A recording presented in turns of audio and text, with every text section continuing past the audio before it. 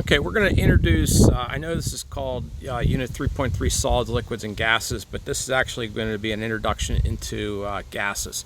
So we've talked already about different types of solids, different arrangements of those atoms or molecules. We haven't really touched too much about liquids, but we're going to jump into gases here. So a lot of this is going to be review from first year chem gases. We'll get into a little bit of the gas law material, and the next time we'll do the ideal gas law. So in case you don't remember these terms, I think this is going to be pretty important. If you go from a solid to a liquid, I think we can call that melting. Liquid back to solid, freezing. And you can look at the rest of these, but it depends if it's rapid or if it's slower. Boiling and evaporation, condensation. If it goes directly from a solid to a gas, that's sublimation. It's not on here, so I'm going to add it. If you go the opposite direction, gas back to solid, deposition. Okay. I don't think we're going to run into deposition very much, but if we do, it's gas to solid. Okay, actually we won't run into sublimation very often. I would say the poster child for sublimation is, for you guys, dry ice can sublime. There's a couple other compounds, but that would be I think the one that maybe you should know more than the others. Okay, so we will touch upon liquids more later on, but here's a few properties of liquids, and we have mentioned in terms of water, surface tension. I guess we didn't really mention cohesion and adhesion, but these are all, by the way, related to intermolecular forces. Cohesion is how well they, meaning the molecules, attract each other, and adhesion would be attracting something else. So where you might see that kind of thing is if you had a graduated cylinder. Let's do two graduated cylinders, and this one shows more adhesion.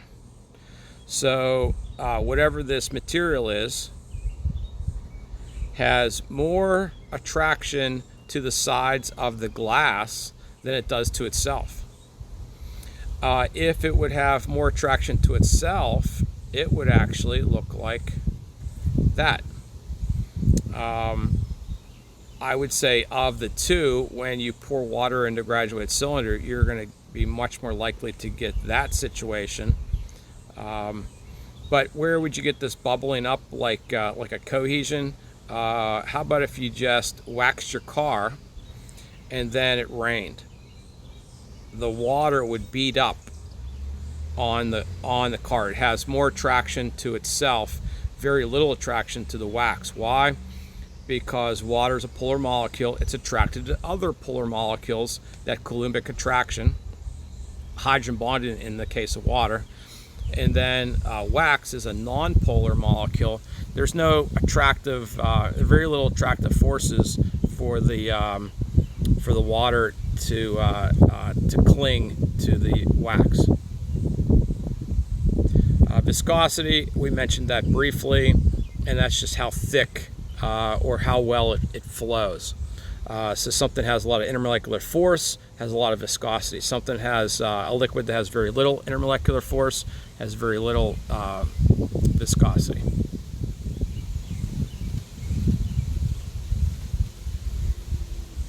And again, we've talked about many classes, probably a little bit in elementary school, middle school, biology, first year chem, and now second year chem, properties of water. So water, I guess a lot of people call it the universal solvent, but it's not really universal, but it's an excellent solvent. It is great at dissolving lots and lots and lots of ionic and also anything that has dipole-dipole.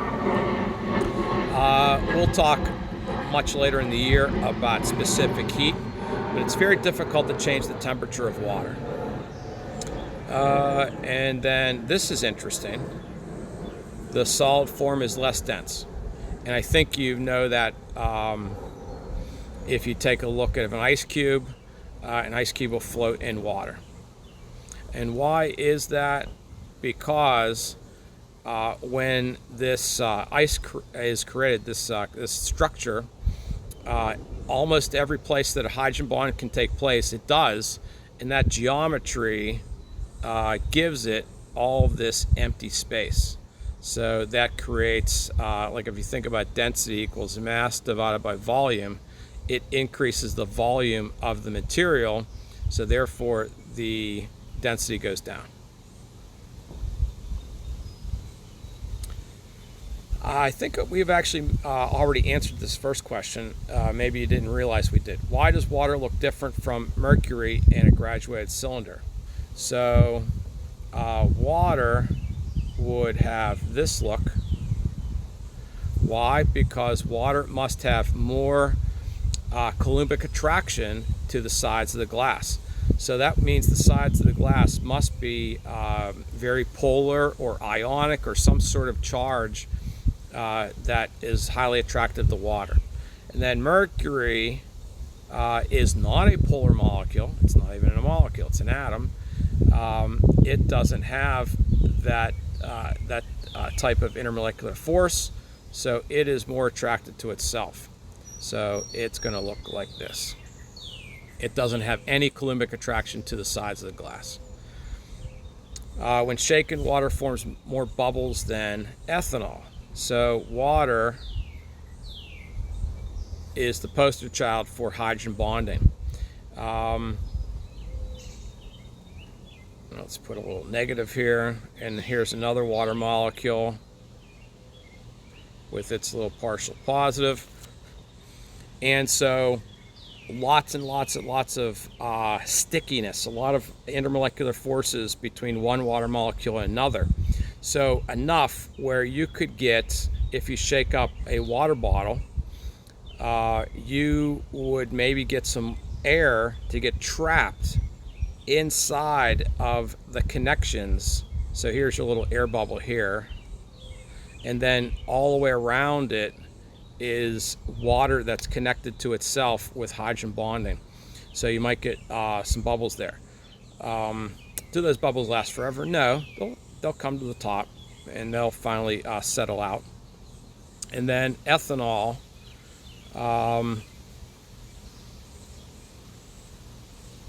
looks like this, and it does have this little bit of hydrogen bonding. Certainly not an entire molecule of hydrogen bonding possibilities, but it does have a little bit. So if you would shake up a bottle of pure ethanol, you might still see a few bubbles, but not nearly to the same extent. It's not going to have the ability to trap those air pockets like that. And I think we actually already mentioned this one too. Why does water, when placed on wax, water beads? On glass, water does not bead. So it's all about the attractive or non-attractive forces. So if water's on wax, water's more attracted to itself. It has virtually no attraction to wax because wax is non-polar. It has only London dispersal forces. Water has hydrogen bonding, so it's going to have high coulombic attraction to itself, virtually no coulombic attraction to the wax. But on glass, no, we're not going into details of the material in glass, but by observation, water kind of lays fairly slim there on the surface of glass, unless of course you put something on the glass to create a different situation there. But water then must have more coulombic attraction to the glass than it does to itself. Okay, so let's get into a little bit more of the gases. So one thing about gases is they are going to have pressure.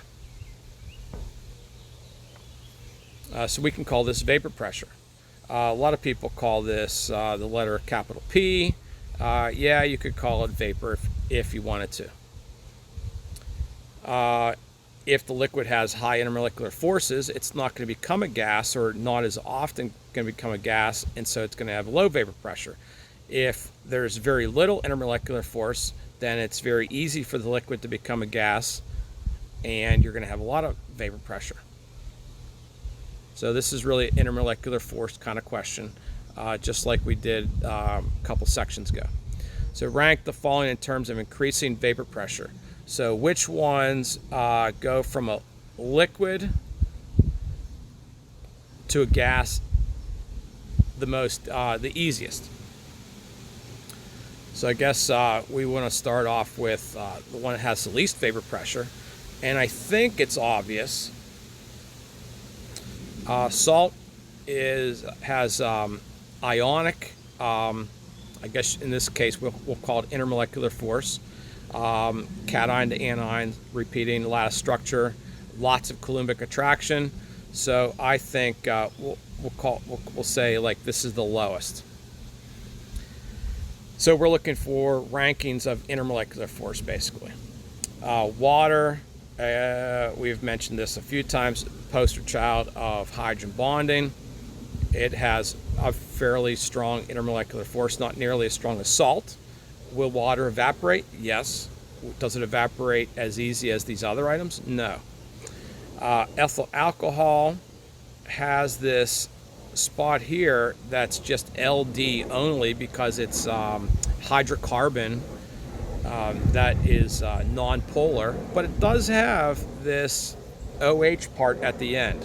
So that's going to give you, here's the rest of the molecule here, and then you have this opportunity to have this fairly strong partial negative, partial positive at the end of the molecule. So there is some hydrogen bond in there, not to the same extent as water, and then you have a little bit of LD there. So let me erase this here, and we'll put a 3 there. And then acetone, it's a ketone. Ketones are in terms of these four more non-polar, and so it's going to have generally just LD forces, maybe just a tiny bit of dipole, and we'll put that as the 4th. If you would take all 4 of those items and put it on your skin, you would watch acetone very quickly evaporate. So you'd be able to observe that it's going to have a high vapor pressure. You'd also actually observe that your hand would get colder with acetone on it, and because when a liquid wants to become a gas, it has to get energy, it has to absorb energy from somewhere. It would absorb energy from your hand. Cooking oil is non-polar, but has a low vapor pressure. Lighter fluid, also non-polar, but it has a high vapor pressure. So AP folks love questions like this, where you have to kind of do a little bit of thinking. So they're both non-polar, so you would think LD. Well, that's true. They both have just LD forces. Well, why does one have a low vapor pressure and one have a higher vapor pressure? It's the amount of LD. So cooking oil has a high molar mass, so therefore high number of electrons, so therefore high amount of instantaneous dipoles.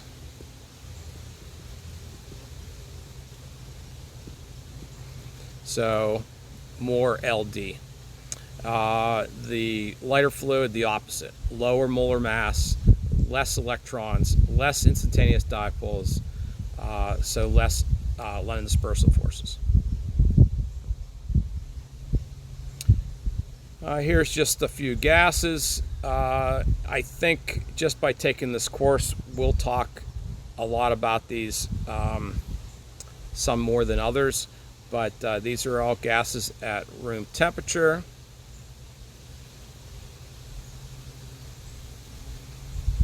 Gas pressure is going to be very important. By the way, here are a few conversions.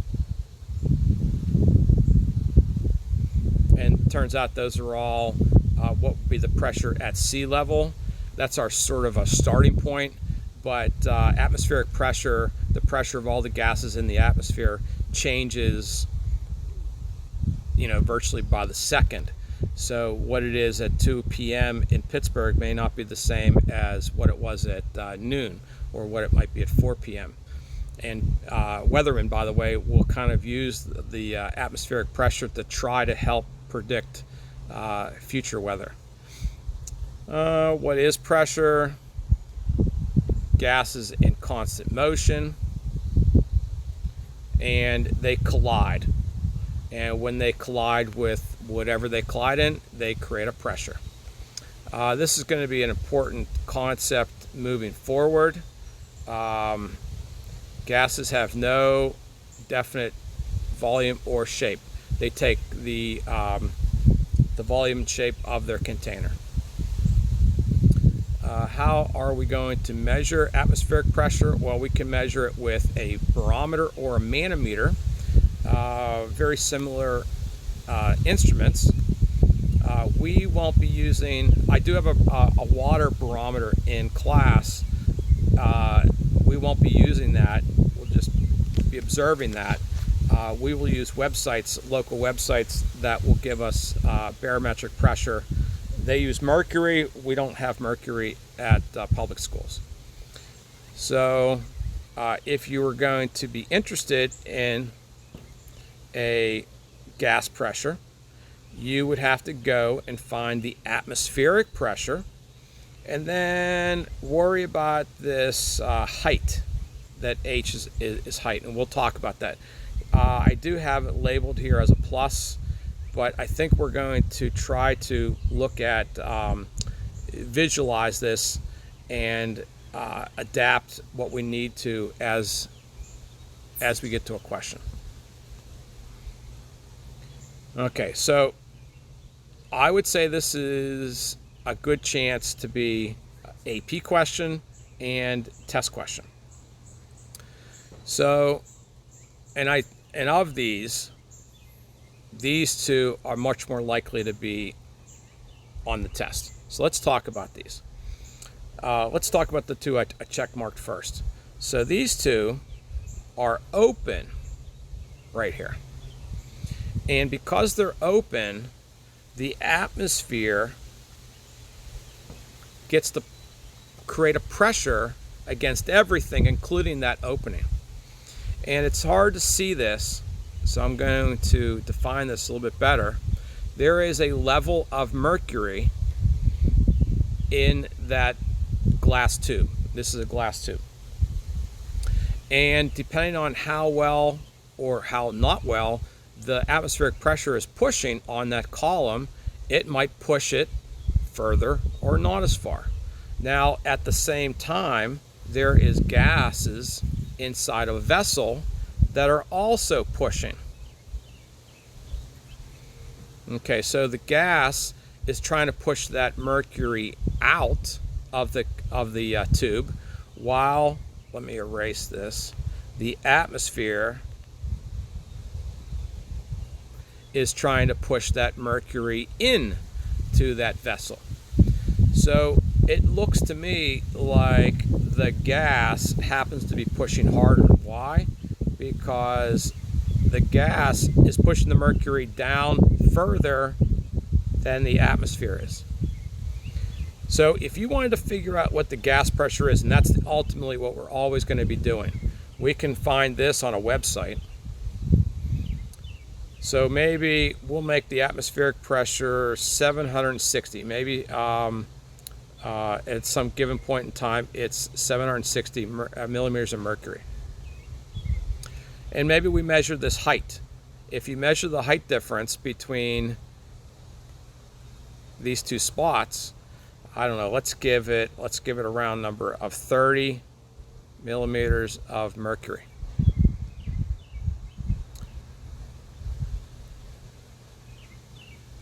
So you add those two up, and it would equal 790 millimeters of mercury. Now, let's make some sense of this. The gas is pushing harder than the atmosphere. So it better be more than the atmospheric pressure. The atmospheric pressure I said was 760. Our answer is 790. So in that case, we have to add the height and the atmospheric pressure. Are we always adding the height? Well, when I showed you this over here, it certainly looked like we were always adding the height. That was the case with this question. Well, we didn't really have a question there, but in this middle situation. So now let me erase all that. And let's look at our other possibility. And we'll see why this one's going to not be a positive not an addition between those two, but now we're going to be looking at a subtraction. Okay, so we still have our gas. We still have our atmosphere. So the gas is pushing while the atmosphere is also pushing. But this time, the atmosphere appears to be pushing harder than the gas. So let's make that atmospheric pressure the same as it was before, the 760 millimeters of mercury. And I don't know, let's give this height as 20. I don't know. We don't have any increments there, so we're just totally guessing. So the gas pressure, because it's not pushing as hard, better not be more than 760, the atmospheric pressure. It's better be less. And if we actually throw it into this little equation here, 760 minus 20 is 740. So yes, the gas pressure is less than the atmospheric pressure. So what I want you guys to be able to do is to individually look at these graphs and determine if you're going to be adding the height or if you're going to be subtracting the height. So again, you have to determine sort of who's winning, who's pushing harder, the gas or the atmosphere. Now this one, if you can see at the top here, is closed. That's a true manometer, and it's all you got to do with this one is just look at the height.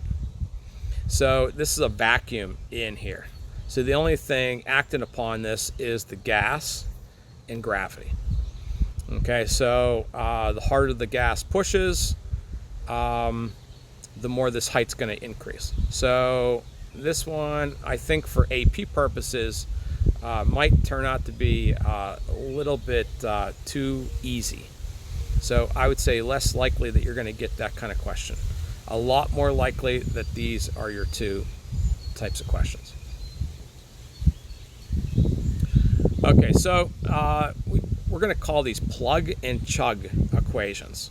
By the way, a few of these are on your equation sheet, but let me show you something that you can use with any of these different gas laws. If you take a PV equals, and by the way, we'll do this on a different let me erase that. PV equals nRT. We'll do the ideal gas law on a different day here, but let me show you something. So if we take, that's supposed to be a 1. R, by the way, is a constant, gas law constant. And let's go and put another gas law, ideal gas law,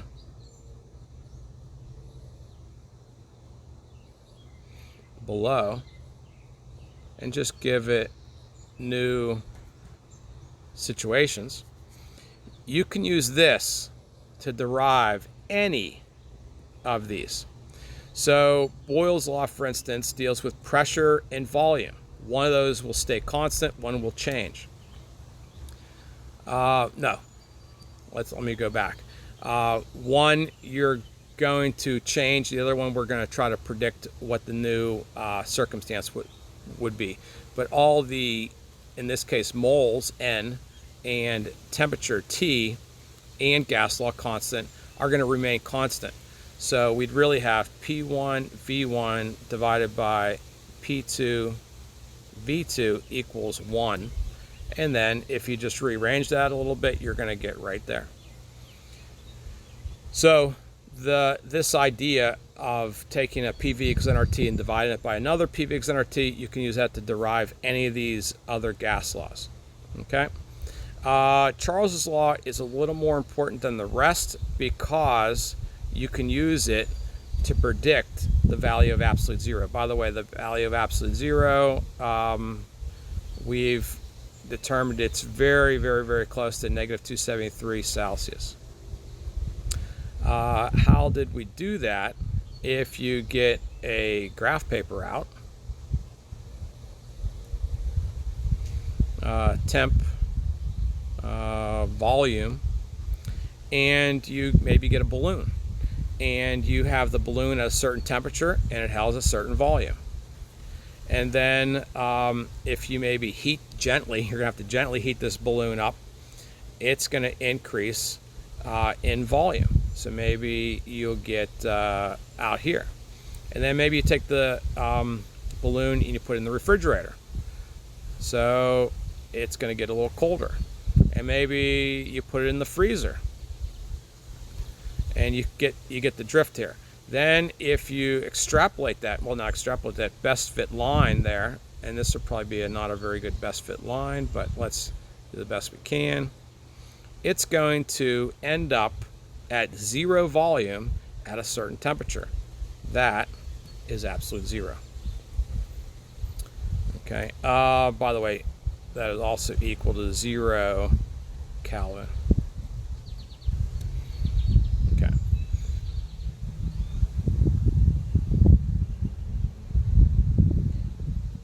So not much in the way of problem sets for this section, but I think in your homework you'll probably have some plug and chug kind of equations. Which box has the highest pressure? So it does say here that we'll call this V, and this is 2V. It says box 2 has twice the volume. Okay, so if the pressure changes by the same amount, then if the number of moles change by the same amount, it's going to have the same pressure. But if there's more moles in one of these compared to the other, then we're going to have a different pressure. What do we got here? We got 1, 2, 3, 4, 5, 6, 7, 8, 9. We have 9 moles. Okay, so it's going to be able to create, we don't know the numbers because there's no numbers given here, but it's going to be able to create a pressure with each of those 9 particles. What we got here? 1, 2, 3, 4, 5, 6, 7, 8, 9, 10, 11, 12, 13, 14, 15, 16, 17, 18, 19, 20. Okay, so it looks like the volume changes by a factor of 2, and the moles change by more than a factor of 2. So what happens to the volume? If the volume doubles, the pressure would go down by a factor of 2. But the moles go up by more than a factor of 2. So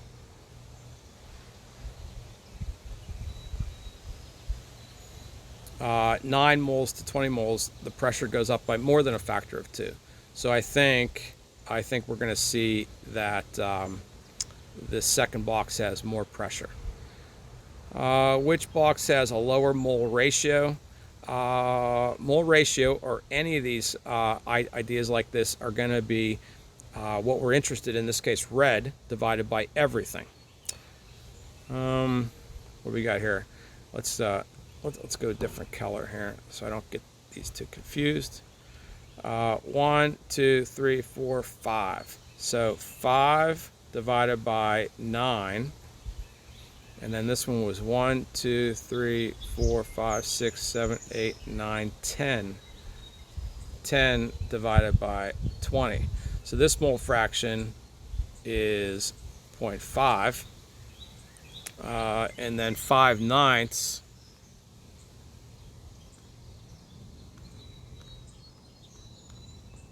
is a little bit more. It rounds to like 0.56. So it looks like this one has the higher mole fraction, but the question was which one has the lower mole fraction. So this one has 2 has the lower mole fraction, and I guess we'd already answered that blocks 2 would have a higher pressure. And I think that might be it. Yes.